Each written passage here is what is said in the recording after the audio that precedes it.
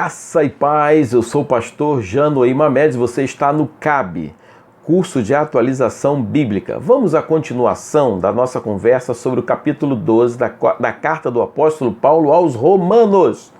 Beleza? Já falamos sobre o versículo 1 e 2, agora vamos falar do 3 ao 8 e do 9 ao 21. Vamos então? Bem, nós já falamos no 1 e 2. No capítulo 3, o título na Bíblia Revista e Atualizado, o título é O Devido Uso dos Dons. Na Bíblia King James, o título é Como Servir por Meio dos Dons. Beleza? Paulo começa então já falando assim: portanto, pela graça que me foi concedida, ou seja, eu só tenho o meu ministério por causa da graça. Eu não mereço. É um favor imerecido. Por causa da graça. Deus me deu. Então eu não tenho como ter um ministério se não for pela graça de Deus. Exorto a cada um dentre vós que não considere a si mesmo além do que convém. Eu chamo a sua atenção, falo com você, não considere você além do que você realmente é. E diz assim, mas ao contrário, tenha uma autoimagem equilibrada. Não encha muito a sua própria bola, não. Quando ele já falando de dons, já começa a falar isso, por quê? Por quê? Porque ele está preocupado, porque já tinha essa situação em Corinto.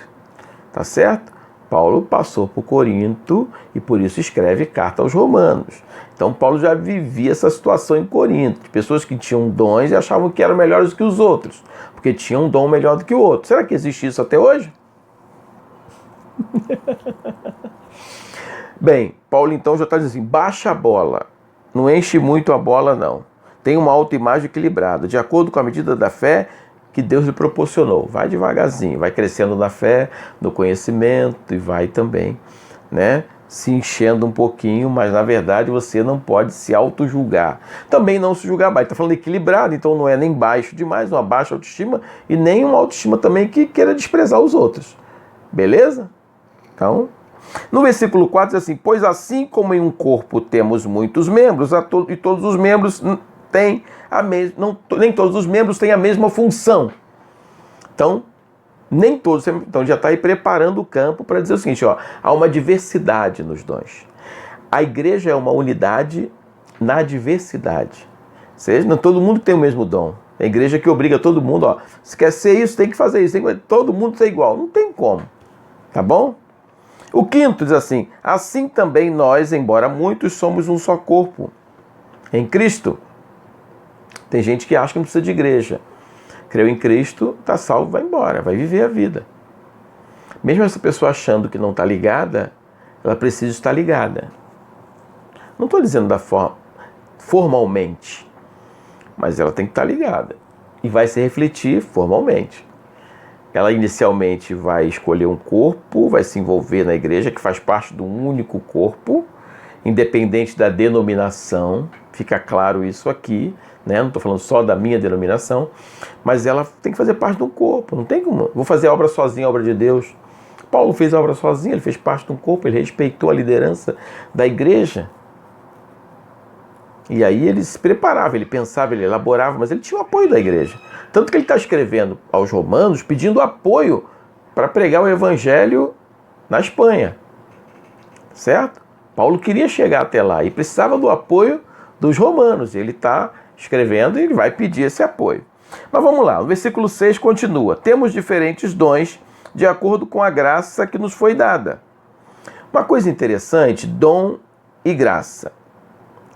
Aí eu estava olhando o termo em grego, o termo dom, carismata.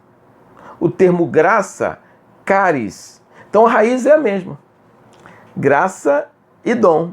Então o dom é algo que recebe de graça. A raiz é a mesma. Carismata e caris.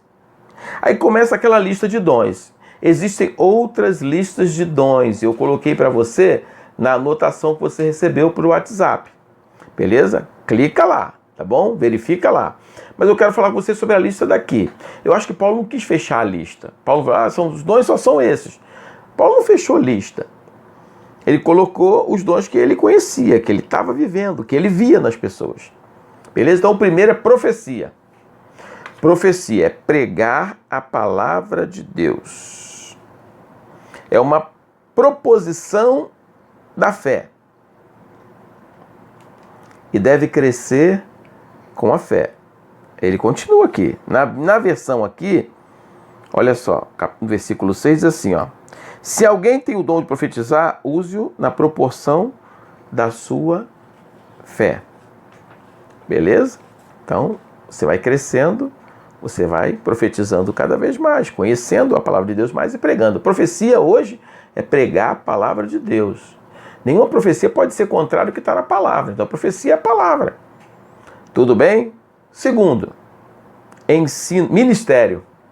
O termo usado para ministério, olha, se tem o dom de servir, sirva-o e então ensina. Se é ensinar, ensina. Então, quer dizer, aqui fala ministério e ensino. Ministério. Segundo, ministério. Eu falo ministério porque na versão revista atualizada está ministério. Mas a tradução da King James ela é mais próxima do original, que é servir. Porque o termo em grego, eu dei uma olhada nele, é diaconia, didaskon, é ensino, e diaconia, diáconos. Bem, tem os diáconos então, aquele que serve. Então, ministério, mister é servir. Então, o termo ministério é diaconia.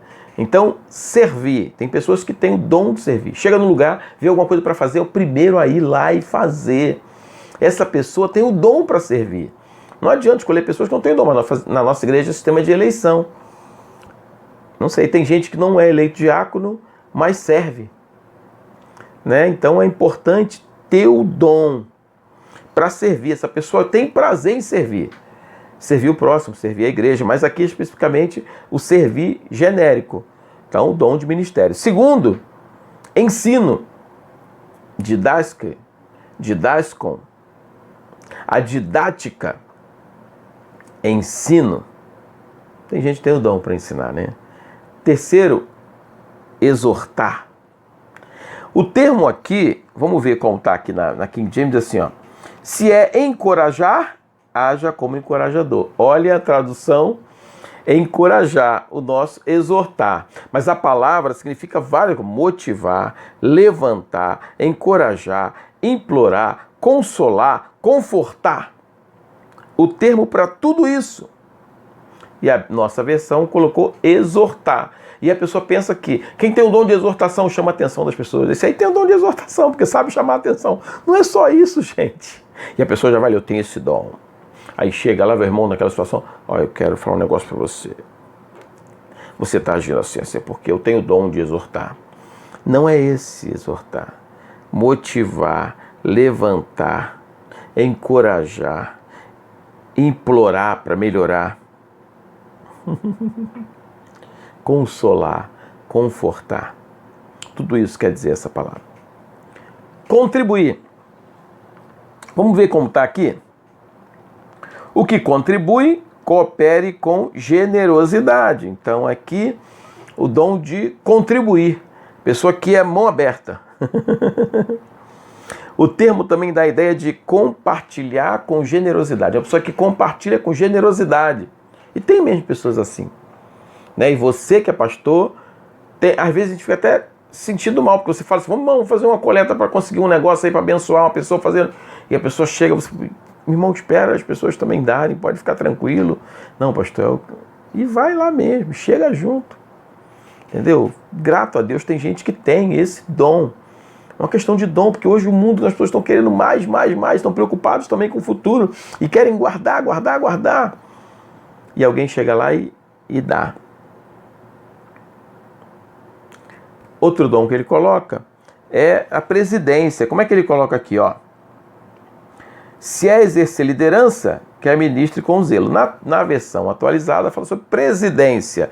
A ideia é a mesma, liderança. Então, é uma ideia de que alguém que tem o dom para liderar. E deve ser identificado. Os outros líderes devem identificar no grupo quem tem esse dom. Não é melhor do que ninguém, mas é um dom que ele teve. A pessoa sabe coordenar pessoas, trabalhar com pessoas, sabe liderar pessoas. Esse é o dom da presidência, liderança. E o último que ele coloca, misericórdia.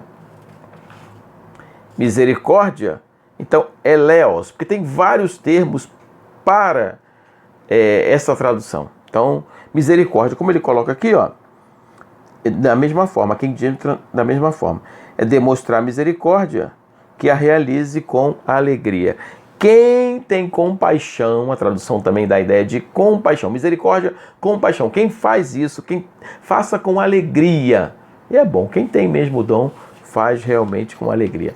Aí ele pula para finalizar então o capítulo 12, finalizando assim o capítulo 12, tá bom? E aí no capítulo 12, ele vai ressaltar a importância do amor, né? Que lá em Corinto ele vai falar que é um dom, né? O dom do amor.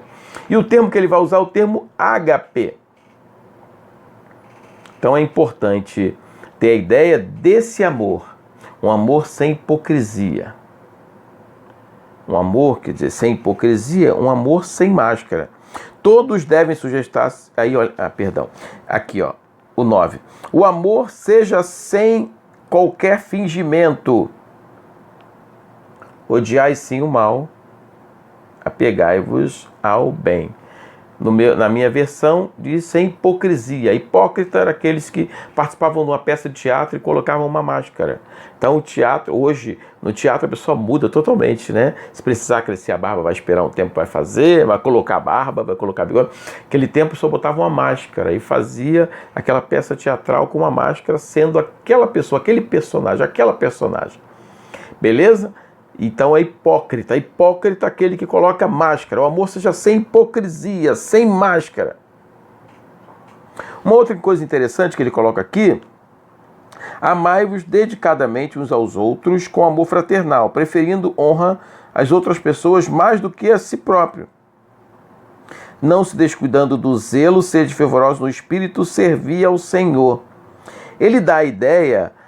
o termo que ele vai usar aqui no versículo 13, olha só: cooperai com os santos nas suas necessidades, praticai a hospitalidade. E eu fui ver essa palavra no original grego aqui, e ela dá a palavra de amar estrangeiros, filoxenia. Então dá a ideia de amar estrangeiros, ou seja, as pessoas deveriam não só amar o seu círculo, amar todas as pessoas. Então, uma das práticas, né, o amor do amor é amar também os de fora, aqueles que são de fora. Ele diz que devemos fazer trabalhos humildes.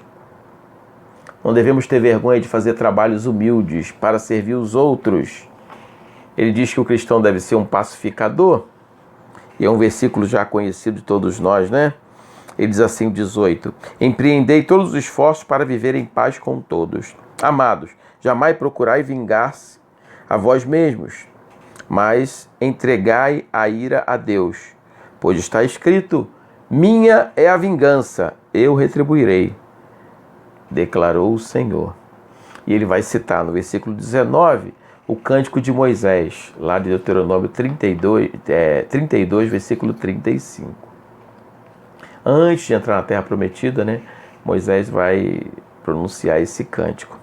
E no versículo 20 ele vai citar Provérbios 25, 21 e 22. Então, brasas vivas sobre a cabeça. Eu olhava esse texto e entendia diferente. Né? Olha só. Se o teu inimigo tiver fome, dá de comer, se tiver sede, dá de beber. Portanto, agindo assim, amontoarás brasas vivas sobre a cabeça dele. Aqui traduz como dele. Na nossa versão, sobre a cabeça. Aí a gente pensava assim, a cabeça de quem? A tradução mais próxima é essa aqui. Por que a cabeça dele? Então, para a pessoa, antigamente, isso é uma prática que alguns comentaristas colocam que era do Egito. Não é uma prática, mas acabou o povo de Israel conhecendo isso, né? Colocava uma lata com brasa, né? Uma vasilha com brasa, e esquentava a cabeça do camarada até ele se arrepender. Então a ideia é o seguinte: você vai agir de forma diferente com o seu inimigo, não é que você vai colocar brasa na cabeça dele, mas é como se fosse, ele vai ter que se arrepender por você ter feito algo bom para ele. Caramba, eu não esperava isso. Você vai forçar o arrependimento do seu inimigo. Você entendeu esse texto melhor agora? E nessa tradução aqui está bem mais próximo. E no último versículo diz: jamais te entregues ao mal como vencido, mas vence o mal com o bem. Deus abençoe a sua vida, a sua família. você possa pegar algumas informações aí para o teste. Bem, amanhã eu mando o vídeo do capítulo 13 e depois do 14. Graça e paz.